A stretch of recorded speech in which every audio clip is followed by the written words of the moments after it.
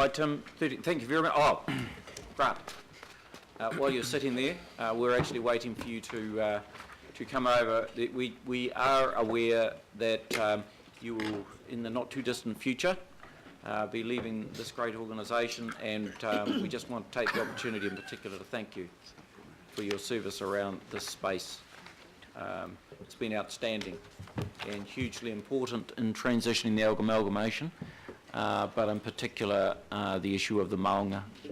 As the government has worked very solidly, so has our organisation, and your contribution has been significant, so thank you. Thank you, Your Worship.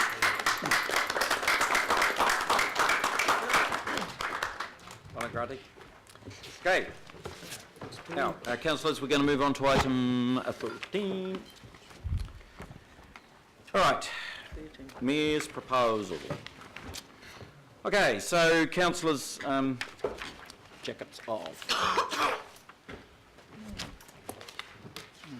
Oh, here we go. Here we go. Round one. Right.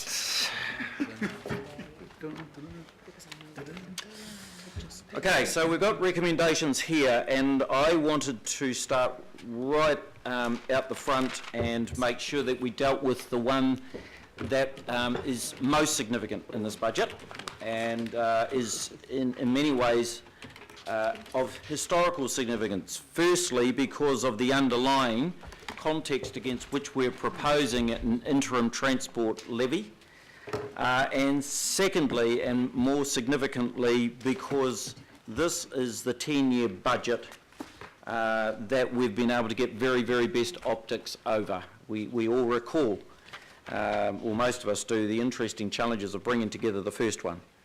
But this one has been a very long process, 18 months, and it included very significant, certainly record numbers for this city around the issue of our 10-year budget, with some very significant feedback, both informal through the community and through a 5,000 person survey on key issues of transportation and how we fund it going forward. So the first recommendation, which I'm happy to move, relates to the underlying budget and the proposal for an interim transport program to be funded by a transport levy. And I want to, so do I have a second, please? Councillor Penny W. I want to make some comments as I open up this debate, they first of all put the debate within context. First of all, I want to focus on the financial side, because what we're doing in this recommendation at the front of this budget basically is resetting the direction and the management and the focus of our council's balance sheet. And I reflected this to you at the start of this whole process, and the initial draft budget, of course, gave rise to some very interesting dialogue within the community and some very interesting commentary through the media. And what I urged caution in at that time was that it was going to be a long process, it would be subject to change, and we would most definitely be listening to the community. And so it has been a long process, and we've arrived now at a point where we have, I believe, set in place some key foundations for a sustainable Auckland budget and balance sheet going forward, based on two key things. One, ensuring that we have a balanced budget every year. Two, ensuring that we maintain our AA rating, which is all about credibility in the financial markets and with our community and within the nation. And we most certainly will do that with this budget. We focused unashamedly on debt for a start, because there was a real sense that we didn't have, we had reasonable enough management around the short term, but not strong enough management and clarity of the way forward in the long term and where our debt might end up and how we might start to flatline its growth. And so we've done some pretty significant things here. First of all, we are going to fully depreciate our assets.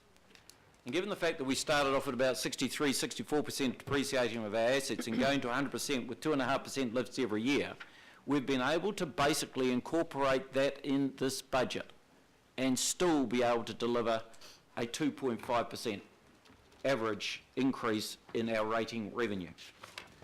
So that has been the first shift, and that's been a really critical one, and it's essential that we maintain that passage and that commitment to depreciation.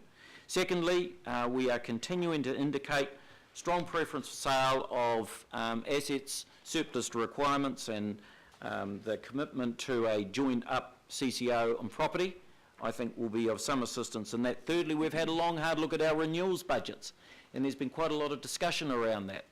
And that is always a discussion because renewals is something you look long and hard at and decide whether or not your asset management programs fit it. So I think we've got a much better shape around our renewals budgets too. We have ensured that with those tools we have put a very significant criteria in place to really cap how much debt we will take on, and that is 12% of our annual revenue to pay debt on to pay the interest on our debt. Now I think that has again been a bit like depreciation, another very significant trend to ensure that people can see strongly managed debt profile in the years ahead and flat lining out there. So in effect with that and a low rating regime, we've cut about $3 billion off what we were projected to spend. Now I know that gave rise to a lot of discussion. But in the end, my view, and certainly backed up completely by the community, was it was important to get clarity around the issue. And I think we now have. The second side of it was rates. And just reflecting on some of those earlier comments, and I made it very clear in the last election campaign that I was looking for a 2.5% rate increases through this term.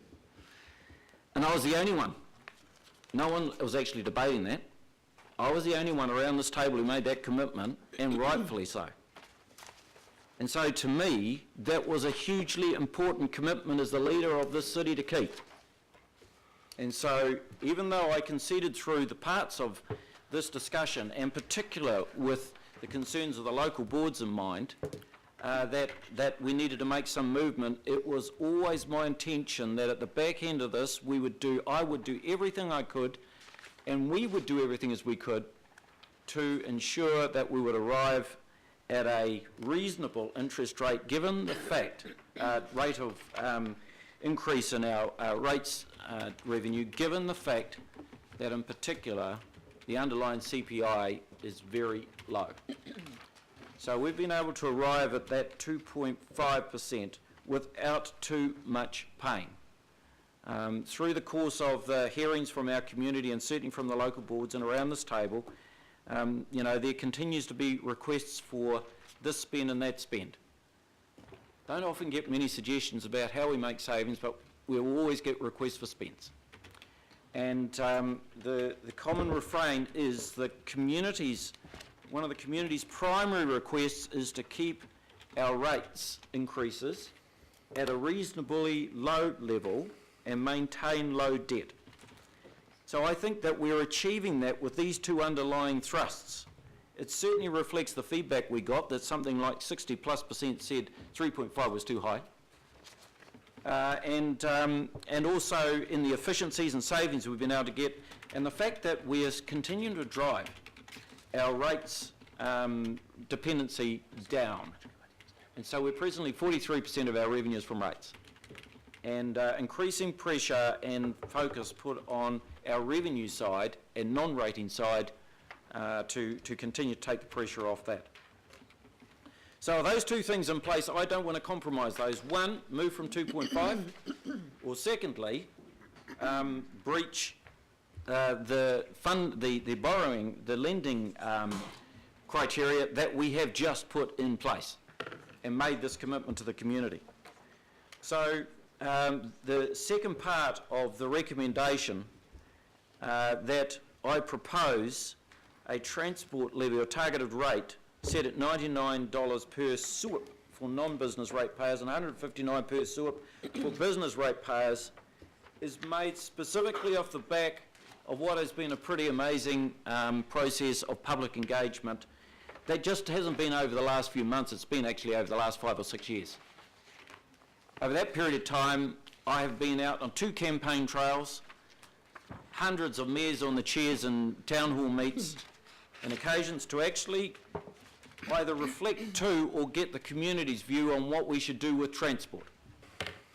And we set up that independent advisory board and said, okay, what would be the options on the basis that our community would want to seriously invest in transport as a standalone issue of greatest import within our council.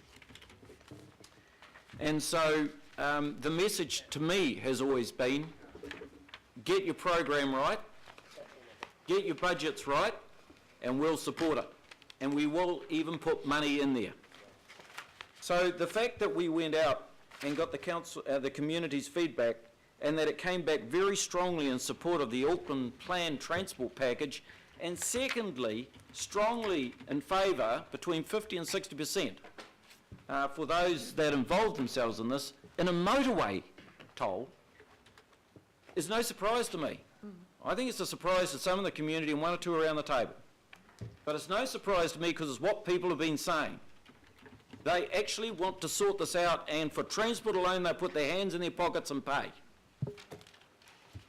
And so we have arrived at a point where now we've got the community's feedback, and we can do 2 things.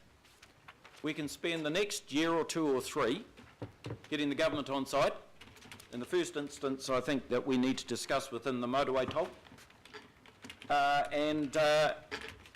And we could do 1 or 2 things. We could do nothing and just stick with the basic transport package, or we could actually support a standalone transport levy in line with what the community has encouraged us to do.